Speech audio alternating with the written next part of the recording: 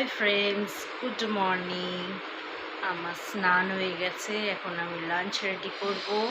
আমার ছেলেও অনেক সকালে স্কুল চলে গেছে, ও আসবে 2:30টার সময়, তারপরে এসে লাঞ্চ করে ও আবার টিউশন যাবে।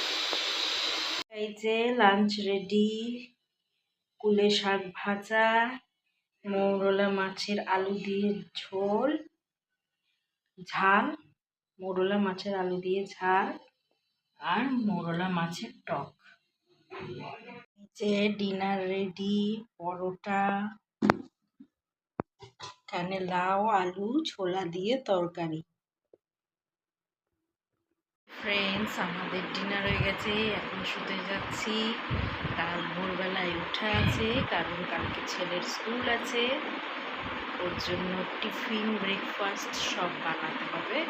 তো আমার চ্যানেলটা লাইক অ্যান্ড সাবস্ক্রাইব করে দিও। Bye, good night.